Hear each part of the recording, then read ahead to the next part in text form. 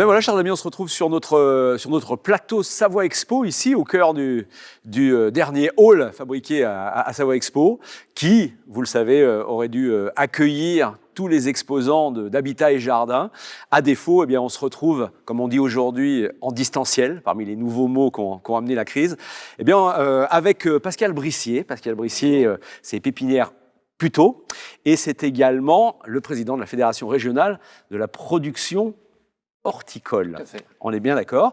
Et puis Cédric Villermet qui est avec nous, la maison Villermet depuis les années 60 à Chambéry, à votre service pour tout ce qui est plantation, fleurs, etc. pour parler d'aménagement extérieur. Alors, déjà, on va mettre ce qu'est précisément l'aménagement extérieur.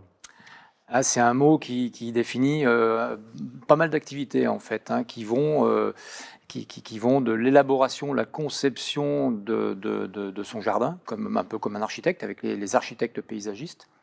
Et après, vous avez les entreprises qui réalisent le jardin, donc que ce soit sur la partie végétale, mais aussi la partie minérale. On trouve des gens qui se sont spécialisés dans la maçonnerie paysagère, des gens qui font des plantations, des gens qui font de la création de fontaines, de bassins, de poses de clôture, et j'en passe, et des meilleurs. Et puis jusqu'à la partie de l'entretien. Il occupe, on va dire, là, quand même une grande majorité des entreprises de paysage, que ce soit la tonte, la taille, le fauchage, j'en passe et des meilleurs. Et donc c'est une grande famille. Grande famille, on peut intégrer, j'irais même jusqu'au mobilier de jardin ? Pas encore, c'est pas. Alors, on ne considère pas. Hein, donc, oui et non, ça fait partie. Alors en urbanisme, on intègre effectivement dans les parcs et les choses comme ça. Oui, le mobilier peut en faire partie, et pour les gens qui sont plutôt des concepteurs pour les collectivités. Chez le particulier, il arrive qu'on ait des éléments de décor ou des choses comme ça qui intègrent de l'eau, des endroits, des pergolas. Oui, pourquoi pas. D'accord. Pergola, effectivement. Piscine ? Piscine, bien sûr. Piscine. Oui, bassin, piscine. D'accord.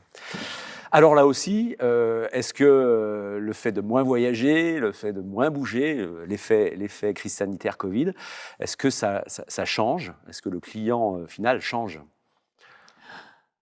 Alors, il y a une grande demande.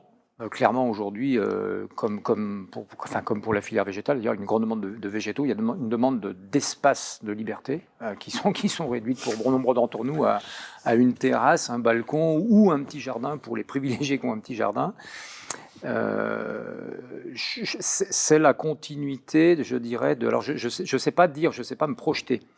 Le constat qui est fait, c'est que le métier de paysagiste a considérablement évolué au cours de ces 25 ou 30 dernières années, parce que j'ai déjà 30 ans d'activité au moins.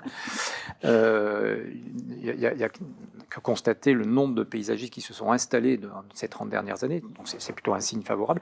C'est aussi, est-ce que c'est, je ne sais pas répondre à la question, est-ce que c'est simplement le fait que les gens n'avaient plus de temps à consacrer à leur jardin. Donc là, est-ce qu'on va pas voir, du fait du Covid, les gens revenir et s'intéresser et faire eux-mêmes des choses dans le jardin ? Je ne sais pas. Pour l'instant, il y a toujours une demande qui va plutôt en évoluant, plutôt favorablement pour les métiers du paysage et de la production végétale. Est-ce que ça s'inscrira dans la durée ? Je ne sais pas répondre pour l'instant. Alors, quelqu'un qui souhaite, pour reprendre un petit peu quand même le fonctionnement, quelqu'un qui viendrait ici à Habitat et Jardin pour cette problématique-là, qui est-ce qui doit aller voir en premier ?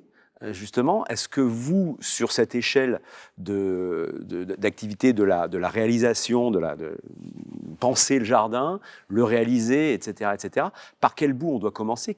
Est-ce que je peux aller vous voir, pépinière Puteaux, pour préparer mon extérieur ? Bien sûr. En ce qui nous concerne, personnellement, on a double casquette, donc de producteurs de végétaux, et on va jusqu'à la mise en place de ces végétaux qui nous ont amenés à évoluer, à faire d'aménagement paysager. J'ai une formation de paysagiste depuis plus de 35 ans.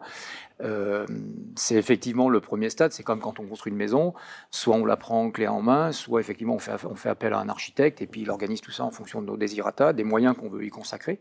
Donc c'est un peu basé sur le même principe.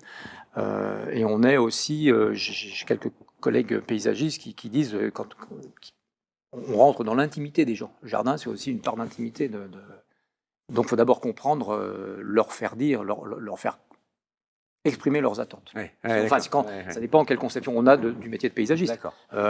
Mais partir dans son délire propre en disant là, je mets ça, je vais faire ci comme ça. Sans forcément parler de délire. C'est simplement être à l'écoute des demandes, des besoins, des contraintes. C'est ça le métier de paysagiste. Et puis après, bon, dans notre métier aussi, il y a des gens qui se sentent moins à l'aise avec ça, qui n'ont pas des notions de. Il faut avoir du goût un peu. Ouais, bien sûr. Il faut aussi. Le reproche que le pépiniériste pourrait faire au jour d'aujourd'hui à bon nombre de collègues, c'est que quand il y a de plus en plus de paysagistes qui malheureusement ont une méconnaissance du végétal. Ça, c'est flagrant. Ouais, tout est lié. Et si vous avez besoin, si le client final vous demande d'avoir aussi un petit peu de fleurs, vous allez voir le voisin, vous allez voir Cédric. Oui, bien sûr. Alors, quand on est comme nous, producteur hyper spécialisé de végétaux en altitude, clairement, moi, quand je dois mettre de la vivace, je dois m'adresser à un pépinière vivace. Quand on doit intégrer du fleurissement, ce qui est aujourd'hui, ce qu'on peut déplorer, c'est que dans les jardins de particuliers, je pense que la nouvelle clientèle met de moins en moins de fleurs. En tout cas, dans les jardins privés, je pense que les collectivités, enfin Cédric pourrait nous le dire, ça continue à fleurir. C'est vrai qu'on n'a pas non plus, avec les vivaces, on n'a pas autant d'explosion de couleurs qu'avec des plantes annuelles qui, du coup, vont être changées chaque année. Donc, malgré qu'il y ait beaucoup de vivaces qui sont plantées, il faut quand même garder une part de plantes annuelles qui vont vraiment donner un peu de couleur dans le jardin. Sinon, on se retrouve, voilà, les gens viennent nous demander des plantes qui fleurissent tout l'été. Ça n'existe pas avec des plantes vivaces. Alors que nous, avec des plantes de saison, on peut planter un géranium, par exemple, un surfinia, dès le mois de mai, et il va fleurir jusqu'au gelé. Et après, on peut mettre des petites pensées qui vont fleurir tout l'hiver. Donc, je pense que c'est important d'avoir. C'est exactement ça. C'est-à-dire que tu as assez bien résumé. Ouais. Il y a les demandes sur les plantes dans les jardins aujourd'hui, c'est du persistant qui fleurit, enfin qui reste persistant toute l'année et qui fleurit en plus toute l'année. Alors ça, si quelqu'un trouve cette plante-là un jour, on prend. On la veut. En fait, c'est la complémentarité qui est intéressante. Et aujourd'hui, moi, je trouve que, peut-être aussi parce que bon nombre de paysagistes ne connaissent pas les fleurs des horticulteurs aussi. Et puis, il faut reconnaître aussi qu'on est sur, malheureusement, des plantes qui vont demander du soin. Un suivi en arrosage peut-être plus important que sur des plantes que tu as installées une fois et puis que tu tailles 2 fois dans l'année, en exagérant un peu. Malheureusement ça. Mais il y a une vraie complémentarité. Les fleurs horticoles, elles apportent de la couleur rapidement au printemps, dans la saison, que des arbustes à fleurs n'apportent pas. Après, je dirais c'est dans notre conception, en mélangeant les espèces, en apportant de la diversité, qu'on arrive à avoir quelque chose qui est sympa tout au long de l'année. Mais il nous manque l'intensité de la fleur des plantes horticoles, il nous manque les hauteurs, on est plutôt sur des strates un peu basses que la masse arbustive, on est toujours sur des végétaux à plus grand développement. Mais un jardin, c'est un ensemble de toutes ces choses-là. D'accord. Vous intégrez, on parlait tout à l'heure d'arrosage et d'entretien, vous intégrez ça dans la conception de l'extérieur, de dire le client, il dit, moi je veux que ça soit beau chez moi, mais je ne veux pas m'embêter avec de l'arrosage. Vous intégrez ça aussi ? Alors, en ce qui me concerne, non. Enfin, non. Oui et non, parce que jusqu'à maintenant, on est sur un marché de niche plutôt en altitude, donc on n'avait pas ce besoin. Maintenant, depuis 3 ou 4 ans, phénomène météorologique, réchauffement climatique, je ne sais pas, mais en tout cas, on traverse des périodes sèches qui sont de plus en plus longues. Et en tout cas, pour la reprise des végétaux et l'installation correcte des végétaux dans le jardin, s'il n'y a pas un suivi en arrosage au départ, ça fonctionne moins bien.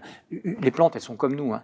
Une plante, il faut la mettre dans un système vertueux, c'est-à-dire une plante de qualité qui est plantée correctement, qui a un suivi correct, elle va se développer rapidement et elle ne sera jamais malade.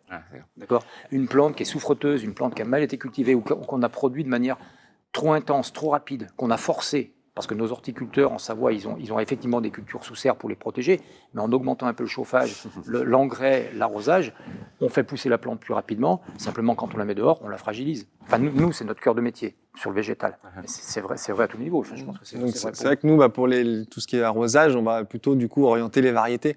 Donc, on va pouvoir développer des variétés qui vont être un petit peu plus résistantes à la sécheresse, qui vont avoir besoin d'arrosage 1 fois par semaine, au lieu avant tous les jours dans le petit géranium. Voilà. Donc, du coup, on va vraiment sur des variétés qui sont adaptées, avec aussi des systèmes de paillage. On peut aussi pailler et aussi des systèmes d'avoir des bons terreaux et des bons contenants adaptés aux plantes pour que vraiment elles puissent s'épanouir et demander le moins d'entretien possible. Et de toute façon, à mon avis, ce qui va se passer, c'est que quand on voit l'évolution, on parlait d'évolution des jardins tout à l'heure, nous qui sommes un peu en lien avec les gens de l'immobilier, il y avait le jardin rez-de-chaussée dans un petit immeuble. C'était le jardin qui était l'appartement qui était le plus difficile à vendre avant le Covid. Aujourd'hui, la tendance est inversée. Il y a une vraie demande sur les jardins de rez, donc avec la possibilité de faire pousser du verre. Et les premiers et deuxième étages ont baissé en prix. Clairement, ça, les gens de l'immobilier vous le disent. Et puis moi, je pense qu'il y aura quand même de toute façon une urbanisation au jour d'aujourd'hui, qui était en cours. Et dans les jardinières que les gens vont être demandeurs, on va forcément être obligé de retrouver ces plantes-là, parce qu'on va manquer de place pour mettre des arbustes. Il y a aussi un problème de place. En conclusion, on peut dire que les architectes vont devoir se creuser la tête pour inventer le rez-de-jardin au premier, au deuxième et au troisième, parce qu'on va avoir besoin de ça. Oui, absolument. Je pense que la ville de demain, en tout cas nos vies de demain, seront certainement beaucoup plus vertes. Et c'est tant mieux. Merci, messieurs. Merci. Merci.